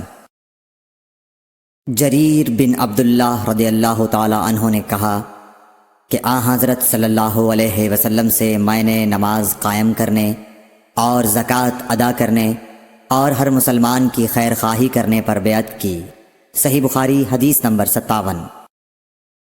جس دن مغیرہ بن شعبہ حاکم کوفہ کا انتقال ہوا تو جریر بن عبداللہ رضی اللہ تعالی عنہ خطبے کے لیے کھڑے ہوئے اور اللہ کی تعریف اور خوبی بیان کی، اور کہا تم کو اکیلے اللہ کا ڈر رکھنا چاہیے، اس کا کوئی شریک نہیں، اور تحمل اور اطمینان سے رہنا چاہیے اس وقت تک کہ کوئی دوسرا حاکم تمہارے اوپر آئے، اور وہ ابھی آنے والا ہے۔ پھر فرمایا کہ اپنے مرنے والے حاکم کے لیے دعائے مغفرت کرو، کیونکہ وہ مغیرہ بھی معافی کو پسند کرتا تھا۔ پھر کہا کہ اس کے بعد تم کو معلوم ہونا چاہیے کہ میں ایک دفعہ حضرت صلی اللہ علیہ وسلم کے پاس آیا اور میں نے عرض کیا کہ میں آپ سے اسلام پر بیعت کرتا ہوں۔ آپ نے مجھ سے ہر مسلمان کی خیر خواہی کے لیے شرط کی، پس میں نے اس شرط پر آپ سے بیعت کر لی۔ پس اس مسجد کے رب کی قسم کہ میں تمہارا خیر خواہ ہوں۔ پھر استغفار کیا اور ممبر سے اتر آئے۔ صحیح بخاری حدیث نمبر 58۔ ایک بار حضرت صلی اللہ علیہ وسلم لوگوں میں بیٹھے ہوئے ان سے باتیں کر رہے تھے۔ اتنے میں ایک دیہاتی آپ کے پاس آیا اور پوچھنے لگا کہ قیامت کب آئے گی۔ آپ صلی اللہ علیہ وسلم اپنی گفتگو میں مصروف رہے۔ بعض لوگ جو مجلس میں تھے کہنے لگے، آپ صلی اللہ علیہ وسلم نے دیہاتی کی بات سنی لیکن پسند نہیں کی، اور بعض کہنے لگے کہ نہیں، بلکہ آپ نے اس کی بات سنی ہی نہیں۔ جب آپ اپنی باتیں پوری کر چکے تو میں سمجھتا ہوں کہ آپ صلی اللہ علیہ وسلم نے یوں فرمایا، وہ قیامت کے بارے میں پوچھنے والا کہاں گیا؟ اس دیہاتی نے کہا، حضور میں موجود ہوں۔ آپ نے فرمایا کہ جب امانت ایمانداری دنیا سے اٹھ جائے تو قیامت قائم ہونے کا انتظار کر۔ اس نے کہا، ایمانداری اٹھنے کا کیا مطلب ہے؟ آپ صلی اللہ علیہ وسلم نے فرمایا کہ جب حکومت کے کاروبار نالائق لوگوں کو سونپ دیے جائیں تو قیامت کا انتظار کر۔ صحیح بخاری حدیث نمبر 59۔ عبداللہ بن عمرو نے کہا کہ ایک سفر میں جو ہم نے کیا تھا، حضرت صلی اللہ علیہ وسلم ہم سے پیچھے رہ گئے، اور آپ صلی اللہ علیہ وسلم ہم سے اس وقت ملے جب عصر کی نماز کا وقت آن پہنچا تھا۔ ہم جلدی جلدی وضو کر رہے تھے، پس پاؤں کو خوب دھونے کے بدل ہم یوں ہی سا دھو رہے تھے۔ یہ حال دیکھ کر آپ صلی اللہ علیہ وسلم نے بلند آواز سے پکارا، دیکھو ایڑیوں کی خرابی دوزخ سے ہونے والی ہے۔ 2 یا 3 بار آپ صلی اللہ علیہ وسلم نے یوں ہی بلند آواز سے فرمایا۔ صحیح بخاری حدیث نمبر 60۔ حضرت صلی اللہ علیہ وسلم نے فرمایا، درختوں میں ایک درخت ایسا ہے کہ اس کے پتے نہیں جھڑتے، اور مسلمان کی مثال اسی درخت کی سی ہے، بتاؤ وہ کون سا درخت ہے؟ یہ سن کر لوگوں کا خیال جنگل کی طرف دوڑا۔ عبداللہ رضی اللہ تعالی عنہ نے کہا، میرے دل میں آیا کہ وہ کھجور کا درخت ہے، مگر میں اپنی کمسنی کی شرم سے نہ بولا۔ آخر صحابہ نے حضرت صلی اللہ علیہ وسلم سے پوچھا کہ وہ کون سا درخت ہے؟ آپ نے فرمایا، وہ کھجور کا درخت ہے۔ صحیح بخاری حدیث نمبر 61۔ حضرت صلی اللہ علیہ وسلم نے فرمایا، درختوں میں سے ایک درخت ایسا ہے کہ اس کے پتے نہیں جھڑتے، اور مسلمان کی بھی یہی مثال ہے، بتلاؤ وہ کون سا درخت ہے؟ یہ سن کر لوگوں کے خیالات جنگل کے درختوں میں چلے گئے۔ عبداللہ نے کہا کہ میرے دل میں آیا کہ بتلا دوں کہ وہ کھجور کا درخت ہے، لیکن وہاں بہت بزرگ موجود تھے، اس لیے مجھ کو شرم آئی۔ آخر صحابہ نے عرض کیا، یا رسول اللہ، آپ ہی بیان فرما دیجئے۔ آپ صلی اللہ علیہ وسلم نے بتلایا کہ وہ کھجور کا درخت ہے۔ صحیح بخاری حدیث نمبر 62۔ حضرت صلی اللہ علیہ وآلہ وسلم ایک بار مسجد میں بیٹھے ہوئے تھے۔ اتنے میں ایک شخص اونٹ پر سوار ہو کر آیا اور اونٹ کو مسجد میں بٹھا کر باندھ دیا۔ پھر پوچھنے لگا، بھائیو تم لوگوں میں محمد کون سے ہیں؟ حضرت صلی اللہ علیہ وسلم اس وقت لوگوں میں تکیہ لگائے بیٹھے ہوئے تھے۔ ہم نے کہا، حضرت محمد صلی اللہ علیہ وسلم یہ سفید رنگ والے بزرگ ہیں جو تکیہ لگائے ہوئے تشریف فرما ہیں۔ تب وہ آپ سے مخاطب ہوا کہ اے عبد المطلب کے فرزند، آپ صلی اللہ علیہ وسلم نے فرمایا، کہو میں آپ کی بات سن رہا ہوں۔ وہ بولا، میں آپ سے کچھ دینی باتیں دریافت کرنا چاہتا ہوں، اور ذرا سختی سے بھی پوچھوں گا تو آپ اپنے دل میں برا نہ مانیے گا۔ آپ صلی اللہ علیہ وسلم نے فرمایا، نہیں، جو تمہارا دل چاہے پوچھو۔ تب اس نے کہا کہ میں آپ کے رب اور اگلے لوگوں کے رب تبارک و تعالیٰ کی قسم دے کر پوچھتا ہوں، کیا آپ کو اللہ نے دنیا کے سب لوگوں کی طرف رسول بنا کر بھیجا ہے؟ آپ صلی اللہ علیہ وسلم نے فرمایا، ہاں یا میرے اللہ۔ پھر اس نے کہا، میں آپ کو اللہ کی قسم دیتا ہوں، کیا اللہ نے آپ کو رات دن میں 5 نمازیں پڑھنے کا حکم فرمایا ہے؟ آپ صلی اللہ علیہ وسلم نے فرمایا، ہاں یا میرے اللہ۔ پھر کہنے لگا، میں آپ کو اللہ کی قسم دے کر پوچھتا ہوں کہ کیا اللہ نے آپ کو یہ حکم دیا ہے کہ سال بھر میں اس مہینے رمضان کے روزے رکھو؟ آپ صلی اللہ علیہ وسلم نے فرمایا، ہاں یا میرے اللہ۔ پھر کہنے لگا، میں آپ کو اللہ کی قسم دے کر پوچھتا ہوں کہ کیا اللہ نے آپ کو یہ حکم دیا ہے کہ آپ ہم میں سے جو مالدار لوگ ہیں ان سے زکوٰۃ وصول کر کے ہمارے محتاجوں میں بانٹ دیا کریں۔ حضرت صلی اللہ علیہ وسلم نے فرمایا، ہاں یا میرے اللہ۔ تب وہ شخص کہنے لگا، جو حکم آپ اللہ کے پاس سے لائے ہیں میں ان پر ایمان لایا، اور میں اپنی قوم کے لوگوں کا جو یہاں نہیں آئے ہیں بھیجا ہوا تحقیق حال کے لیے آیا ہوں۔ صحیح بخاری حدیث نمبر 63۔ رسول اللہ صلی اللہ علیہ وسلم نے ایک شخص کو اپنا ایک خط دے کر بھیجا اور اسے یہ حکم دیا کہ اسے حاکم بحرین کے پاس لے جائے۔ بحرین کے حاکم نے وہ خط کسریٰ شاہ ایران کے پاس بھیج دیا۔ جس وقت اس نے وہ خط پڑھا تو چاک کر ڈالا۔ راوی کہتے ہیں، اور میرا خیال ہے کہ ابن مسیب نے اس کے بعد مجھ سے کہا کہ اس واقعے کو سن کر رسول اللہ صلی اللہ علیہ وسلم نے اہل ایران کے لیے بد دعا کی کہ وہ بھی چاک شدہ خط کی طرح ٹکڑے ٹکڑے ہو جائیں۔ اللہ نے بہت جلد اپنے سچے رسول صلی اللہ علیہ وسلم کی دعا کا اثر ظاہر کر دیا۔ صحیح بخاری حدیث نمبر 64۔ رسول اللہ صلی اللہ علیہ وسلم نے کسی بادشاہ کے نام دعوت اسلام دینے کے لیے ایک خط لکھا یا لکھنے کا ارادہ کیا تو آپ صلی اللہ علیہ وسلم سے کہا گیا کہ وہ بغیر مہر کے خط نہیں پڑھتے، یعنی بے مہر کے خط کو مستند نہیں سمجھتے۔ تب آپ صلی اللہ علیہ وسلم نے چاندی کی انگوٹھی بنوائی جس میں محمد الرسول اللہ کندہ تھا۔ صحیح بخاری حدیث نمبر 65۔ ایک مرتبہ رسول اللہ صلی اللہ علیہ وسلم مسجد میں تشریف فرما تھے اور لوگ آپ صلی اللہ علیہ وسلم کے ارد گرد بیٹھے ہوئے تھے کہ 3 آدمی وہاں آئے۔ ان میں سے 2 رسول اللہ صلی اللہ علیہ وسلم کے سامنے پہنچ گئے اور ایک واپس چلا گیا۔ پھر وہ دونوں رسول اللہ صلی اللہ علیہ وسلم کے سامنے کھڑے ہو گئے۔ اس کے بعد ان میں سے ایک نے جب مجلس میں ایک جگہ کچھ گنجائش دیکھی تو وہاں بیٹھ گیا، اور دوسرا اہل مجلس کے پیچھے بیٹھ گیا، اور تیسرا جو تھا وہ لوٹ گیا۔ تو جب رسول اللہ صلی اللہ علیہ وسلم اپنی گفتگو سے فارغ ہوئے تو صحابہ رضی اللہ عنہم سے فرمایا، کیا تمہیں 3 آدمیوں کے بارے میں نہ بتاؤں؟ تو سنو۔ ان میں سے ایک نے اللہ سے پناہ چاہی، اللہ نے اسے پناہ دی، اور دوسرے کو شرم آئی تو اللہ بھی اس سے شرمایا کہ اسے بھی بخش دیا، اور تیسرے شخص نے منہ موڑا، اللہ نے بھی اس سے منہ موڑ لیا۔ صحیح بخاری حدیث نمبر 66۔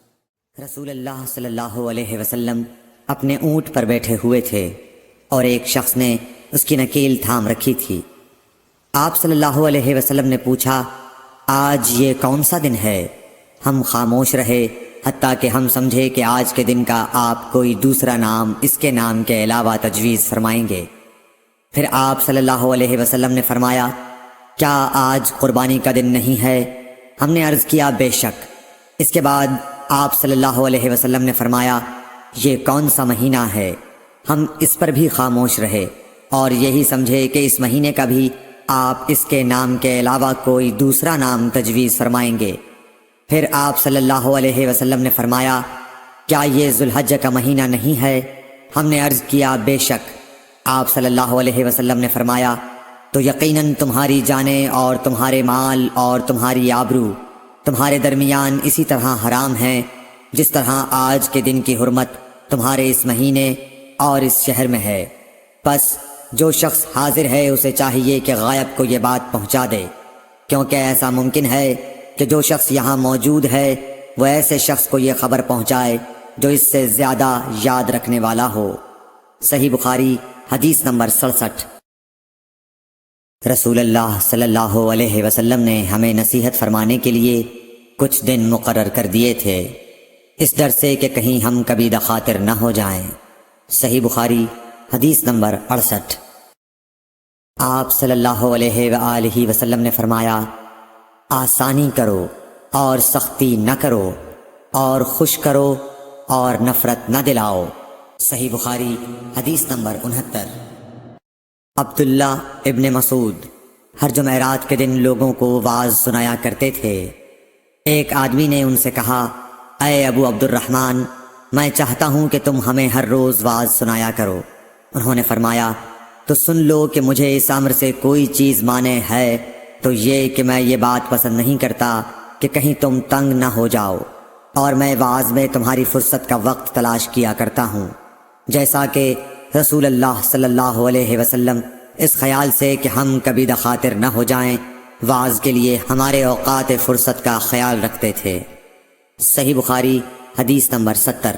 رسول اللہ صلی اللہ علیہ وسلم نے فرمایا، جس شخص کے ساتھ اللہ تعالی بھلائی کا ارادہ کرے اسے دین کی سمجھ عنایت فرما دیتا ہے، اور میں تو محض تقسیم کرنے والا ہوں، دینے والا تو اللہ ہی ہے، اور یہ امت ہمیشہ اللہ کے حکم پر قائم رہے گی، اور جو شخص ان کی مخالفت کرے گا انہیں نقصان نہیں پہنچا سکے گا یہاں تک کہ اللہ کا حکم قیامت آ جائے اور یہ عالم فنا ہو جائے۔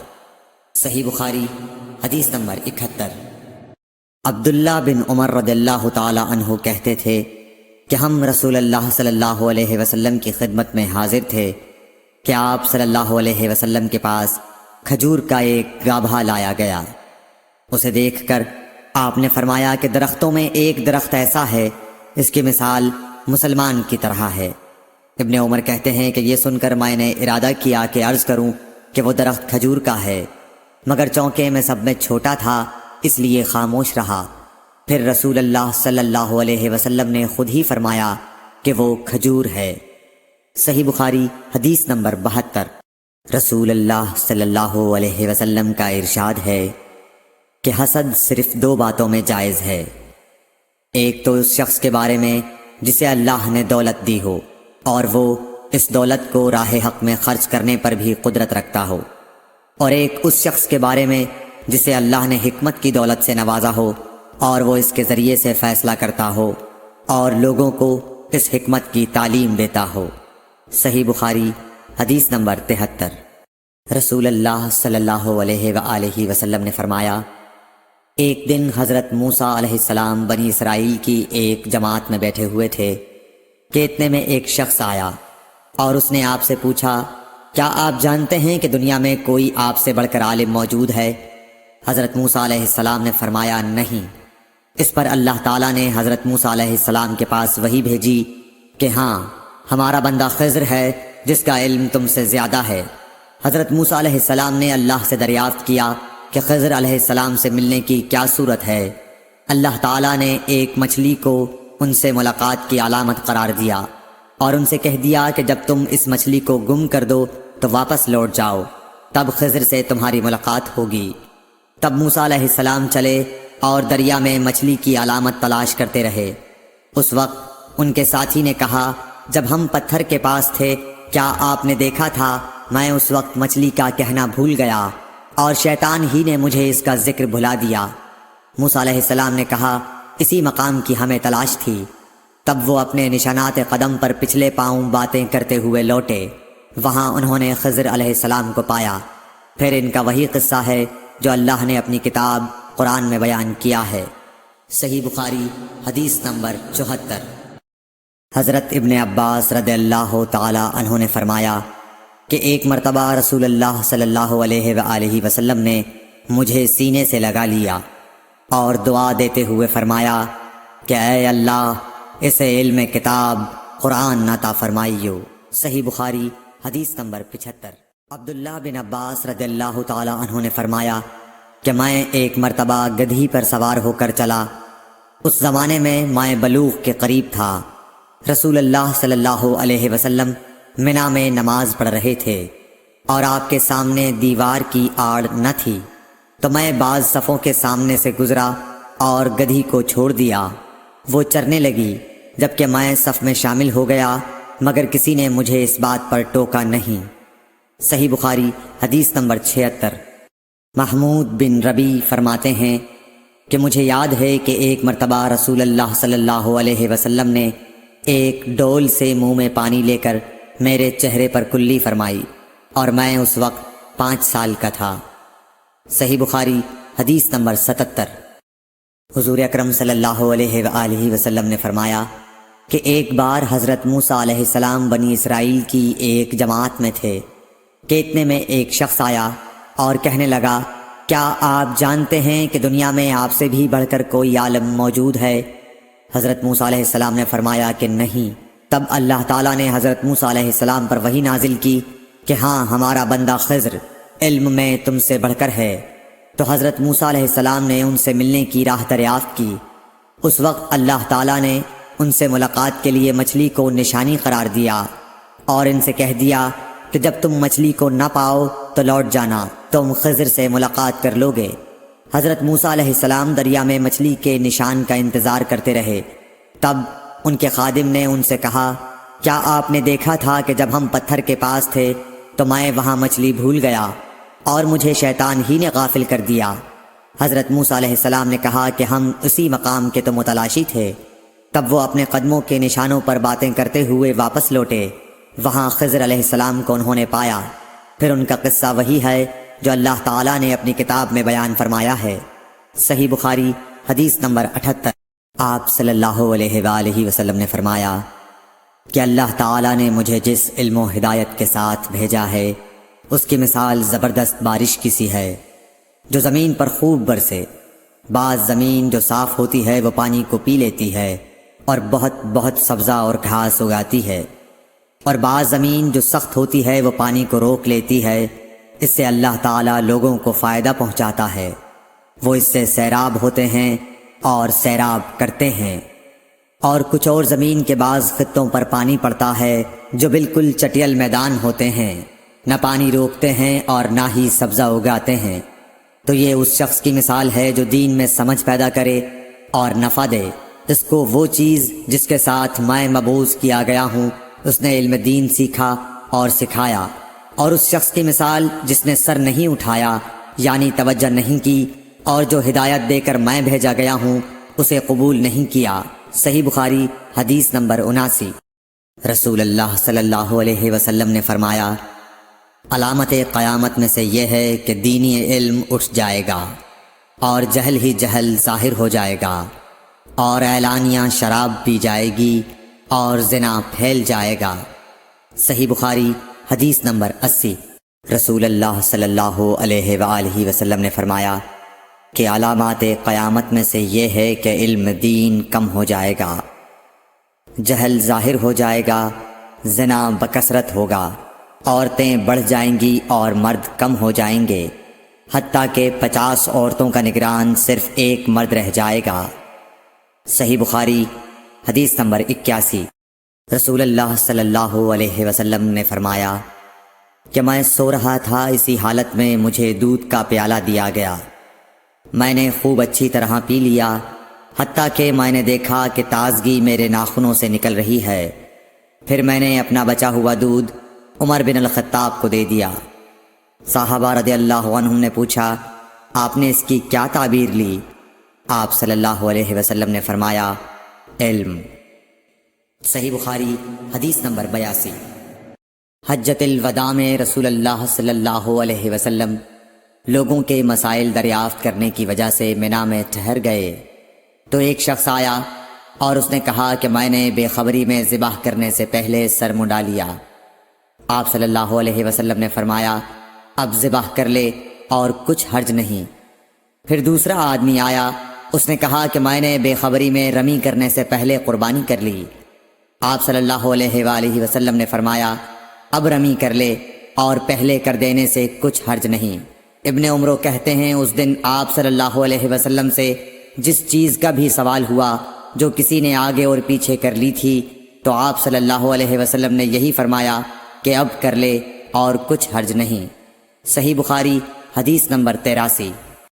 نبی صلی اللہ علیہ وسلم سے آپ کے آخری حج میں کسی نے پوچھا کہ میں نے رمی کرنے یعنی کنکر پھینکنے سے پہلے ذبح کر لیا۔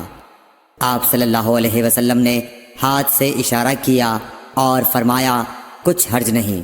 کسی نے کہا کہ میں نے ذبح سے پہلے حلق کر لیا۔ آپ صلی اللہ علیہ وسلم نے سر سے اشارہ فرما دیا کہ کچھ حرج نہیں۔ صحیح بخاری حدیث نمبر 84۔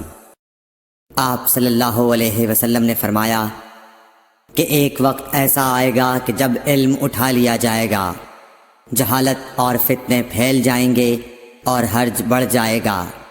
آپ سے پوچھا گیا کہ یا رسول اللہ، حرج سے کیا مراد ہے؟ آپ صلی اللہ علیہ وسلم نے اپنے ہاتھ کو حرکت دے کر فرمایا، اس طرح گویا آپ صلی اللہ علیہ وسلم نے اس سے قتل مراد لیا۔ صحیح بخاری حدیث نمبر 85۔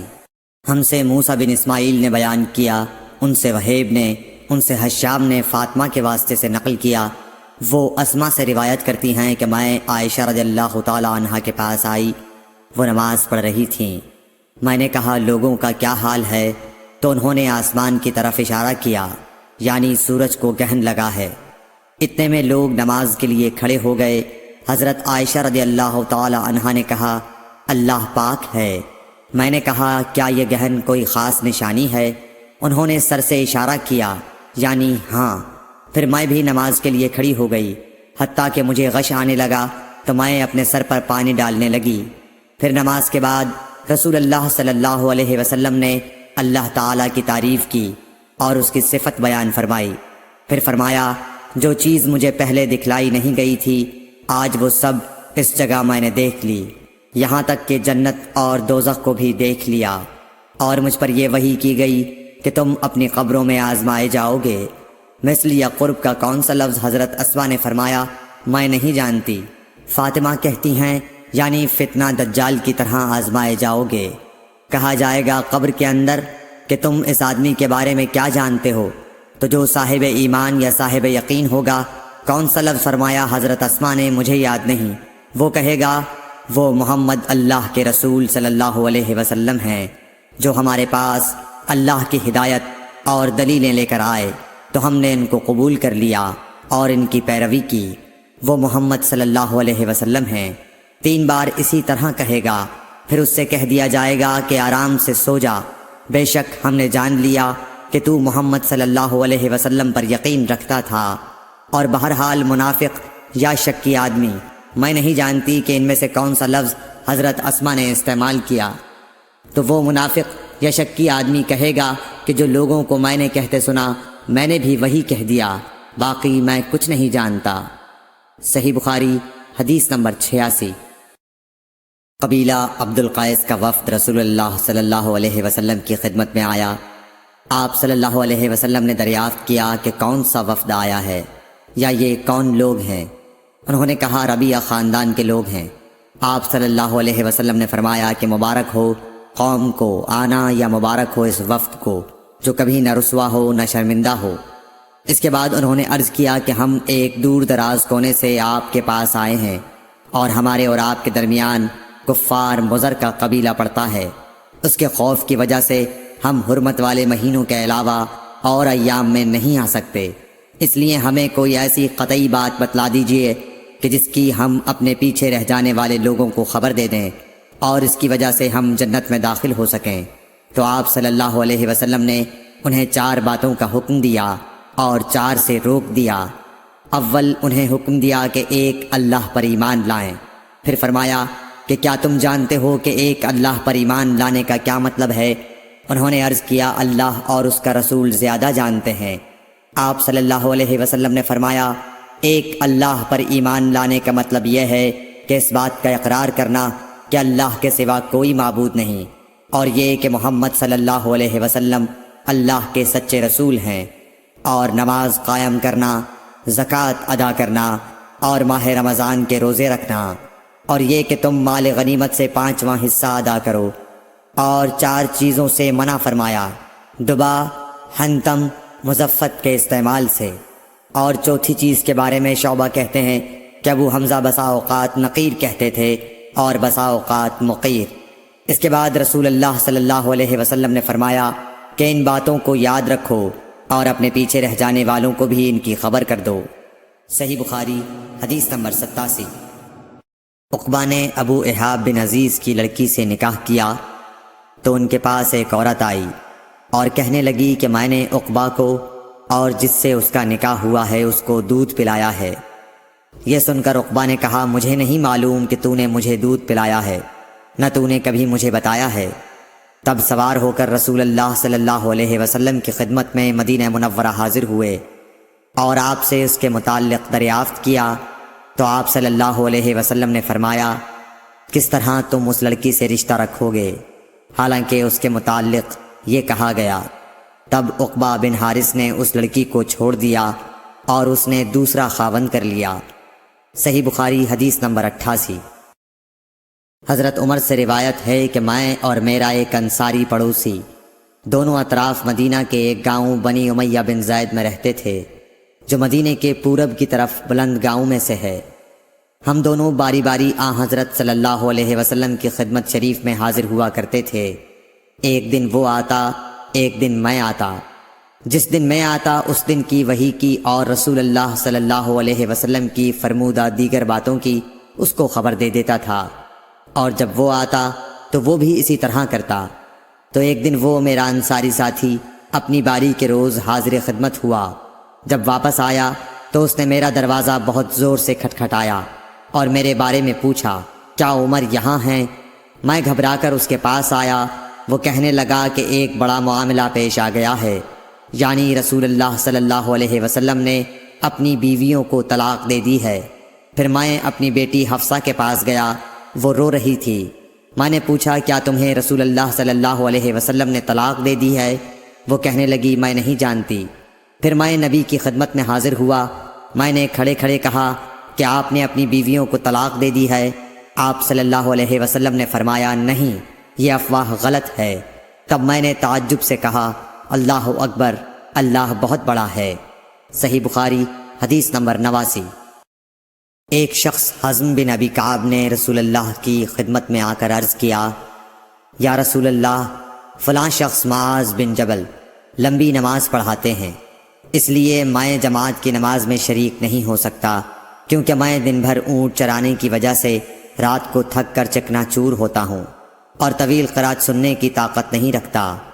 ابو مسعود راوی کہتے ہیں کہ اس دن سے زیادہ میں نے کبھی رسول اللہ صلی اللہ علیہ وسلم کو وعظ کے دوران اتنا غضبناک نہیں دیکھا۔ آپ صلی اللہ علیہ وسلم نے فرمایا، اے لوگو، تم ایسی شدت اختیار کر کے لوگوں کو دین سے نفرت دلانے لگے ہو۔ سن لو، جو شخص لوگوں کو نماز پڑھائے تو وہ ہلکی پڑھائے، کیونکہ ان میں بیمار، کمزور اور حاجت والے سبھی قسم کے لوگ ہوتے ہیں۔ صحیح بخاری حدیث نمبر 90۔ ایک شخص عمیر یا بلال نے رسول اللہ صلی اللہ علیہ وسلم سے پڑی ہوئی چیز کے بارے میں دریافت کیا۔ آپ نے فرمایا، اس کی بندھن پہچان لے، یا فرمایا کہ اس کا برتن اور تھیلی کو پہچان لے، پھر 1 سال تک اس کی شناخت کا اعلان کراؤ، پھر اس کا مالک نہ ملے تو اس سے فائدہ اٹھاؤ، اور اگر اس کا مالک آ جائے تو اسے سونپ دو۔ اس نے پوچھا کہ اچھا، گمشدہ اونٹ کے بارے میں کیا حکم ہے؟ آپ کو اس قدر غصہ آ گیا کہ رخسار مبارک سرخ ہو گئے، یا راوی نے یہ کہا کہ آپ کا چہرہ سرخ ہو گیا۔ یہ سن کر آپ صلی اللہ علیہ وسلم نے فرمایا، تجھے اونٹ سے کیا واسطہ؟ اس کے ساتھ خود اس کی مشق ہے اور اس کے پاؤں کے سم ہیں، وہ خود پانی پر پہنچے گا اور خود پی لے گا اور خود درخت پر چرے گا، لہٰذا اسے چھوڑ دو یہاں تک کہ اس کا مالک مل جائے۔ اس نے کہا کہ اچھا، گمشدہ بکری کے بارے میں کیا ارشاد ہے؟ آپ نے فرمایا، وہ تیری ہے یا تیرے بھائی کی، ورنہ بھیڑیے کی غذا ہے۔ صحیح بخاری حدیث نمبر 91۔ رسول اللہ صلی اللہ علیہ وسلم سے کچھ باتیں دریافت کی گئیں کہ آپ کو برا معلوم ہوا، اور جب اس قسم کے سوالات کی آپ صلی اللہ علیہ وسلم پر بہت زیادتی کی گئی تو آپ کو غصہ آ گیا۔ پھر آپ نے لوگوں سے فرمایا، اچھا، اب مجھ سے جو چاہو پوچھو۔ تو ایک شخص نے دریافت کیا کہ میرا باپ کون ہے؟ آپ نے فرمایا، تیرا باپ حذافہ ہے۔ پھر دوسرا آدمی کھڑا ہوا اور اس نے پوچھا کہ یا رسول اللہ، میرا باپ کون ہے؟ آپ نے فرمایا کہ تیرا باپ سالم شیبہ کا آزاد کردہ غلام ہے۔ آخر حضرت عمر رضی اللہ تعالی عنہ نے آپ کے چہرہ مبارک کا حال دیکھا تو عرض کیا، یا رسول اللہ، ہم ان باتوں کے دریافت کرنے سے جو آپ کو ناگوار ہوں اللہ تعالی سے توبہ کرتے ہیں۔ صحیح بخاری حدیث نمبر 92۔ ایک دن رسول اللہ صلی اللہ علیہ وسلم گھر سے نکلے تو عبداللہ بن حذافہ کھڑے ہو کر پوچھنے لگے کہ حضور، میرا باپ کون ہے؟ آپ نے فرمایا، حذافہ۔ پھر آپ نے بار بار فرمایا کہ مجھ سے پوچھو۔ تو حضرت عمر رضی اللہ عنہ نے دو زانو ہو کر عرض کیا کہ ہم اللہ کے رب ہونے پر، اسلام کے دین ہونے اور محمد صلی اللہ علیہ وسلم کے نبی ہونے پر راضی ہیں، اور یہ جملہ 3 مرتبہ دہرایا۔ پھر یہ سن کر رسول اللہ صلی اللہ علیہ وسلم خاموش ہو گئے۔ صحیح بخاری حدیث نمبر 93۔ نبی اکرم صلی اللہ علیہ وآلہ وسلم جب سلام کرتے تو 3 بار سلام کرتے، اور جب کوئی کلمہ ارشاد فرماتے تو اسے 3 بار دہراتے یہاں تک کہ خوب سمجھ لیا جاتا۔ صحیح بخاری حدیث نمبر 94۔ رسول اللہ صلی اللہ علیہ وسلم جب کوئی کلمہ ارشاد فرماتے تو اسے 3 بار لوٹاتے یہاں تک کہ خوب سمجھ لیا جاتا، اور جب کچھ لوگوں کے پاس آپ تشریف لاتے اور انہیں سلام کرتے تو 3 بار سلام کرتے۔ صحیح بخاری حدیث نمبر 95۔ عبداللہ بن عمر رضی اللہ عنہ کہتے ہیں کہ ایک سفر میں رسول اللہ صلی اللہ علیہ وسلم ہم سے پیچھے رہ گئے، پھر آپ ہمارے قریب پہنچے تو عصر کی نماز کا وقت ہو چکا تھا یا تنگ ہو گیا تھا اور ہم وضو کر رہے تھے۔ ہم اپنے پیروں پر پانی کا ہاتھ پھیرنے لگے تو آپ نے بلند آواز سے فرمایا کہ آگ کے عذاب سے ان ایڑیوں کی جو خشک رہ جائیں خرابی ہے۔ یہ 2 مرتبہ فرمایا یا 3 مرتبہ۔ صحیح بخاری حدیث نمبر 96۔ رسول اللہ صلی اللہ علیہ وسلم نے فرمایا کہ 3 شخص ہیں جن کے لیے دگنا اجر ہے، ایک وہ جو اہل کتاب سے ہو اور اپنے نبی پر اور محمد صلی اللہ علیہ وسلم پر ایمان لائے، دوسرے وہ غلام جو اپنے آقا اور اللہ دونوں کا حق ادا کرے، اور تیسرے وہ آدمی جس کے پاس کوئی لونڈی ہو جس سے شباشی کرتا ہے اور اس کو تربیت دے تو اچھی تربیت دے، تعلیم دے تو عمدہ دے، پھر اسے آزاد کر کے اس سے نکاح کر لے تو اس کے لیے دگنا اجر ہے۔ صحیح بخاری حدیث نمبر 97۔ نبی صلی اللہ علیہ وسلم ایک مرتبہ عید کے موقع پر مردوں کی صفوں میں سے نکلے اور آپ کے ساتھ بلال رضی اللہ تعالیٰ عنہ تھے۔ آپ کو خیال ہوا عورتوں کو خطبہ اچھی طرح نہیں سنائی دیا تو آپ نے انہیں علیحدہ نصیحت فرمائی اور صدقے کا حکم دیا۔ یہ بات سن کر کوئی عورت بالی اور کوئی عورت انگوٹھی ڈالنے لگی، اور بلال رضی اللہ تعالیٰ عنہ اپنے کپڑے کے دامن میں یہ چیزیں لینے لگے۔ صحیح بخاری حدیث نمبر 98۔ حضرت ابو ہریرہ رضی اللہ تعالیٰ عنہ نے عرض کیا، یا رسول اللہ، قیامت کے دن آپ کی شفاعت سے سب سے زیادہ سعادت کسے ملے گی؟ تو رسول اللہ صلی اللہ علیہ وسلم نے فرمایا، اے ابو ہریرہ، مجھے یقین تھا کہ تم سے پہلے کوئی اس کے بارے میں مجھ سے دریافت نہیں کرے گا، کیونکہ میں نے حدیث کے متعلق تمہاری حرص دیکھ لی تھی۔ سنو، قیامت کے دن سب سے زیادہ فیضیاب میری شفاعت سے وہ شخص ہوگا جو سچے دل سے یا سچے جی سے لا الہ الا اللہ کہے گا۔ صحیح بخاری حدیث نمبر 99۔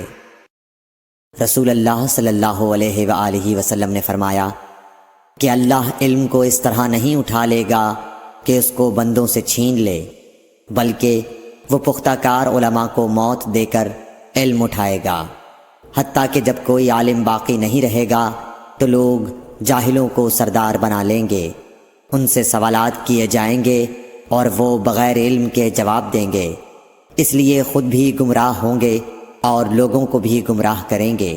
صحیح بخاری حدیث نمبر 100۔